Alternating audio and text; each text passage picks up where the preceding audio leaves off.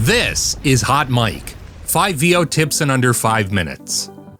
I'm Andrew Scott, and today we're talking about 5 essential production concepts or processing elements you need to master for VO success. Recording your voice is only half the equation when doing voiceover work, and if your environment is dealt with and your gear is at least halfway decent, it's honestly the easy part. What you do with that recording is equally, if not more important. Plenty of good reads have been ruined by heavy-handed use of audio processing. So let's talk about those 5 key processing concepts that you really need to master before you, start to master your audio.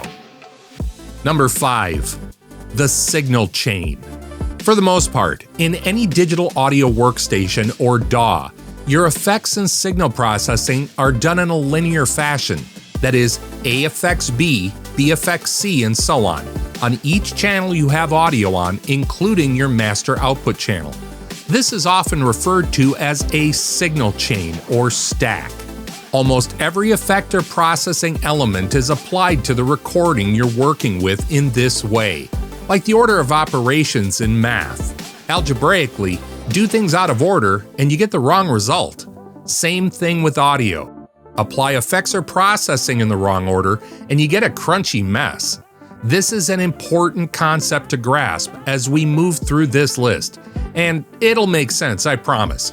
Just remember that the order you do things in as far as your signal chain goes matters. Number 4, equalization. Equalization, or EQ, is the shaping of the sound of a recording by adjusting how the frequencies, that is, the highs, mids, and lows of that recording are expressed through a listening device. Think of it like adjusting the picture settings on your TV. Now, this is a bit of a running battle in the VO world, but I'm on the side that says EQ first. 2 important points here. First, EQ is not there to make the sound, but to shape the sound. Your mic should be the thing really giving your recording its prime characteristics, and your use of EQ is there to present it in the best way possible. Again, like your TV. Get too aggressive with contrast, brightness, and color settings, and you'll soon be staring at a psychedelic mess. Secondly, in a DAW, EQ is not there to save anything. EQ can't add things in, only shape what's already there. Adding things with EQ isn't really an addition of something new. It's merely an exaggeration of what currently exists. So this really demonstrates that mic choice is important. Overall though, your EQ settings should remain pretty flat with a bass reduction to take out some low-end rumble and a pretty sharp reduction of presence at frequencies over 10 kHz. Number 3, compression. Compression is taking the highest points of volume or gain in a recording and reducing them without removing or attenuating the frequencies. This is commonly expressed on the compressor itself as a ratio, like 4:1. Yes, it's a bit confusing. Just know that the greater the ratio, the more compression is happening. Compress too much, and things will start to sound both artificial and distorted. 6:1 and 8:1 are regular settings for broadcast-style VO, and 2 or 4:1 are pretty common for audiobook narration. Compression is done after EQ, because you want the compressor to be working with the actual frequencies you've chosen to represent in the end recording. Number 2, noise reduction. Now I'm lumping a bunch of different things together here that can all be looked at as noise reduction. Things like denoise, mouth declick, debreathing, and the most significant one here, the noise gate. These types of elements can reduce or remove sounds like mouth clicks from your recording, but getting heavy-handed with them just makes a mess. Use them lightly.